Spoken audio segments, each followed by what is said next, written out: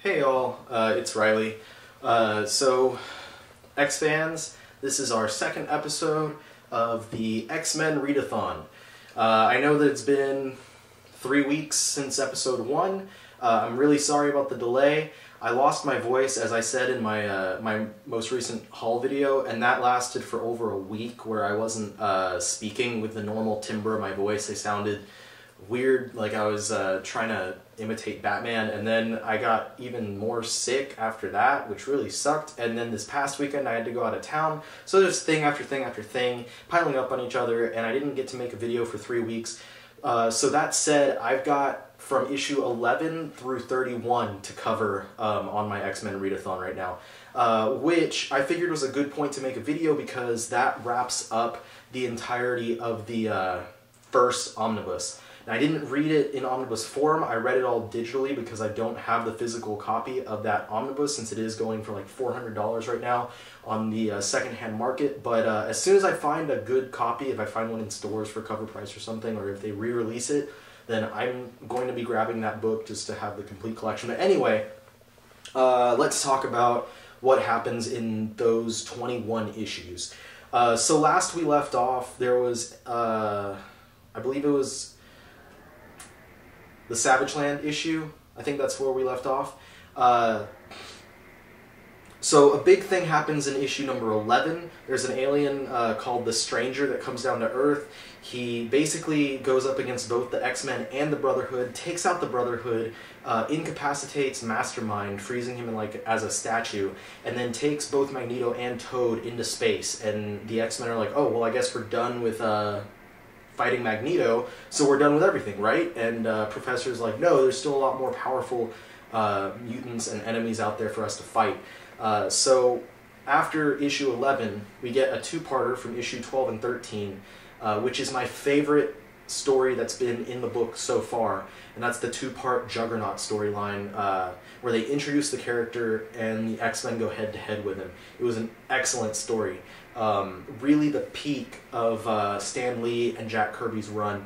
Then after that there was a multi-part, I don't remember, it was 3 or 4 parts that introduced the Sentinels. So we had the X-Men versus the Sentinels, and Bolivar Trask and all that, and Master Mold, the giant Sentinel. And then they introduced, I believe after that was where they introduced Calvin Rankin, the Mimic, who has the powers to take the abilities of people around him, so he was able to take on the abilities of all 5 of the X-Men plus Professor X. And then we also get a storyline where it's like a multi-part story where Magneto returns, and he takes over the X-Men mansion and fights against all the X-Men and kind of does a number to them. Anyway, all that stuff, that chunk of material right there, from like issue 11 through almost issue 20, is really the best that this series has been thus far. For what I've been reading, that's really the highlight of the title. We get, Stan Lee wraps up his run, and then Jack Kirby wraps up his tenure on the series as well. But Jack Kirby's artwork, I know in the first video I made, I talked about how it wasn't as good as stuff that I've seen from him on other titles like Fantastic Four, for instance.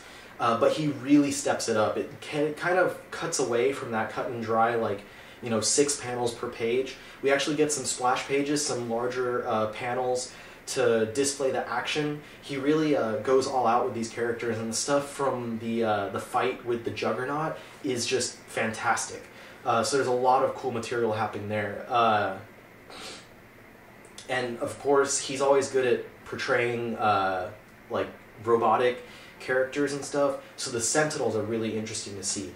Now, something I want to say about the Sentinels, though, is that they don't entirely represent or resemble what we're used to in the future.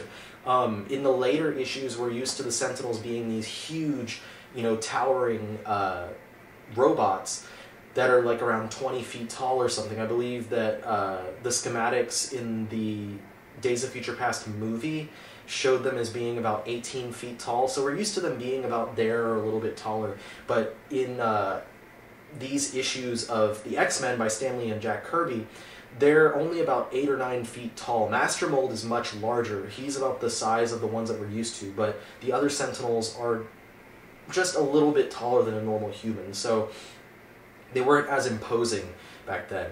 But yeah, Jack Kirby's artwork on these issues is just fantastic. So I was really sad to see that he leaves the series, and we get Werner Roth as his artistic replacement, while Stan Lee also leaves as writer, becomes just the editor, and we see Roy Thomas take over as writer. And I was excited to see Roy Thomas because I know that he does a lot of cool stuff with the series in the future, but in this first chunk of issues of his, up through issue number 31, there's really not that much exciting stuff that he does. He introduces us to a lot of really like forgettable villains, really none of which really make a difference in the future of the series, except he does introduce us to the character Banshee, who we know is going to come back later and join the X-Men. He does give us the points where Mimic joins the X-Men for a few issues, and he helps them fight against Banshee and stuff. But other than that, Roy Thomas's work thus far has been really unspectacular, and Werner Roth is really a step down from where Jack Kirby was, considering the really great work that he was turning in for those last few issues that he was doing. So there's not a lot of memorable stuff in those issues up through issue number 31, but there is a lot of good character work. I will say that Roy Thomas really adds another dimension to these characters. We get more than, you know, what I was saying in the last video was that they were really one-dimensional. You know, you knew that Scott was very serious, you knew that, you know, Bobby was silly, and that Hank was smart, and that Warren was rich, and that Jean was a girl. And that's basically it as far as the characters go, which kind of sucked, because, you know, they're such, you know, characters that get really fleshed out later on. And it's really like later on in Stan Lee's stuff and with Roy Thomas's stuff that they really start fleshing those characters out. You get Scott has a little more character to him. He's still really stern and really serious, but he starts talking about why he's so serious, because he's you know, he's the appointed leader of the X-Men, the deputy leader underneath Professor X. So he's worried about, you know, stuff happening to people around him. Plus, he's always worried about if his lenses go up and he might hurt someone. There's even a scene where he tries to see if he can contain the his optic blasts, and he takes his lens off and it just goes everywhere, and he's like, well, it's a little better than it used to be, because I used to not even be able to take my lens off, and, you know, even with my eyelids it would still come out, so he can hold it back by closing his eyes at this point. We see Bobby evolves to where he's Snow, to the point that now he's actually Iceman instead of just a snowman looking guy. And they get a slight change in their costumes at one point, so I wanted to address the physical changes. Just a very slight change. They all get red belts around their waists instead of the yellow belts that they had before. And Jean gets the most change in that her cowl, instead of being rounded around her head with her hair sticking out the back, is now open on the top of her head and has points, which resembles her later costume, the like green tunic that she wears later on. So she gets these points above her eyes. So I think the characters that really have the most evolution during these this initial part of Roy Thomas's run, it's going to be Bobby and Hank, who we get to see a lot of outside of their superheroing. We get to see them going out on dates with Vera and I forget the other girl's name, but they're always going out. Every time that they're not doing the superhero thing, they're always going out on dates with these girls, and it's nice to see, you know, you get the silly guy and the smart guy interacting, so it's kind of a, you know, they kind of bounce off of each other, because, you know, Bobby's always talking to Hank about why he's always using large vocabulary and he's so smart, and then Hank's, you know, pestering him about being mature and stuff. But neither of them can really satisfy their girlfriends or their love interests. On the other hand, we've got Scott and Warren are both vying for the love interest of Jean Grey, who at some point during the series actually leaves the X-Men to go focus on school. So that gives her a little bit more character. We know that she's smart and she, you know, wants to further her education and stuff, but she also has to, you know, deal with the fact that she's the only female member of the X-Men, and she doesn't know if she's, you know, worthy of being one of that group. So we see her eventually decide that she does need to be in, you know, as part of the X-Men. She is an important part, but she's also mostly, she's just there as the female character who's the love interest for Scott and for Warren. Warren, who just kind of, it seems like he expects that she would go for him because he has a lot of money and he has a nice car, and then Scott, who tags along. And Scott and Warren are very aware that they're both fighting for her attention, but in the meantime she also has a guy that she's been seeing kind of over in school. So there's 3 guys all vying for Jean's attention, which is kind of, you know, I don't really like that her only part in the series thus far is just being the female character and being, you know, the love interest for the male characters. I really want to see her further, you know, have more of a character, but I don't think that she really gets much more character for a little while, which is a little bit sad.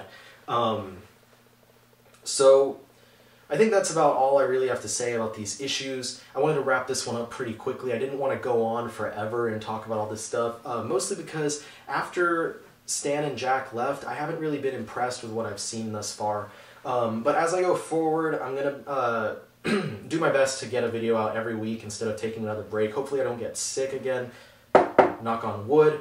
And I'll be talking about the issues that are in the second omnibus. The second omnibus is the remainder of Roy Thomas's run before the series goes on hiatus. And we're going to see a lot of cool stuff introduced in here. A lot of villains are going to come out that we're going to know in the future. We're going to see Magneto again. We're going to see some stuff happen with Professor X. We're going to see the introduction of Cyclops' brother Havoc, Alex Summers. And we're going to see Polaris, Lorna, who's one of Magneto's children. We also see, I believe, a resurgence of the Brotherhood of Evil Mutants with new members in it. And then we get the new costumes for the X-Men. We get some new members. I mentioned Polaris and I mentioned Havoc. I believe that Mimic joins up again briefly. He also goes to the Brotherhood. So a lot of cool stuff is going to happen. But mostly what I'm looking forward to is there's a lot of really good artwork. We still get Werner Roth in there, which I'm not that excited about. He didn't really impress me with his art. But we get Jim Steranko has some issues in there which look really nice. I've already flipped ahead and looked at them. And we get a lot of really amazing looking artwork from Neil Adams, which is really what I'm looking forward to. And then after I wrap up that omnibus, we're going to get to the point where there's a 5-year hiatus, and I'm going to read some other stuff during that time, such as the short run of the Beast storyline, where we see Beast turn himself into the, you know, blue character that the furry blue character we know now. But I'll talk more about that later. So sorry I had to do this one so quickly. Like I said, I didn't want to make this such a long video. I kind of just wanted to wrap this up, and I didn't really have too much to say. But you know, keep watching these videos. I'll get these out more regularly now that now I'm back to health. And I'm going to try and add some features, kind of flesh these videos out, put some images in the background digitally. I'm kind of learning how to use this this new camera and the editing software. So it's you know, kind of both ways. You know, I'm just learning. You know, I'll just put it at that. But I'm really excited to go forward with it. Thank you so much for watching. I hope you guys are enjoying this as much as I'm enjoying it. And maybe some of y'all are reading along with me. That'd be really awesome if some of y'all decided to do a readathon along with me. Maybe not as intense as what I'm planning on doing, but if you've never read some of those early issues of the X-Men, then this is a perfect time to read along with me. And then you can comment down below if you have anything else to say about the issues that we're reading together. So that's something that I maybe challenge you guys to, is to keep up with what I'm doing. So as always, like the videos, comment on my videos, subscribe to my channel if you haven't already. I'm doing a lot of organization on there, making channels and stuff, so it's or making playlists, so it's easier to watch everything. Stay tuned for a lot more videos. Check out my website at www.theomnibuscollector.tumblr.com, where I answer questions, talk about upcoming stuff, and all that good stuff. And then also check out the site that I am starting to write on, the collectedcomicslibrary.com. I'll be posting my videos over there, and as soon as I have some big stuff to talk about, I'll be writing articles over there of like upcoming releases and whatnot. So again, thank you so much for watching. You guys are awesome. You're the reason that I do all this, and I can't wait to make more videos, and I'll see you guys next time.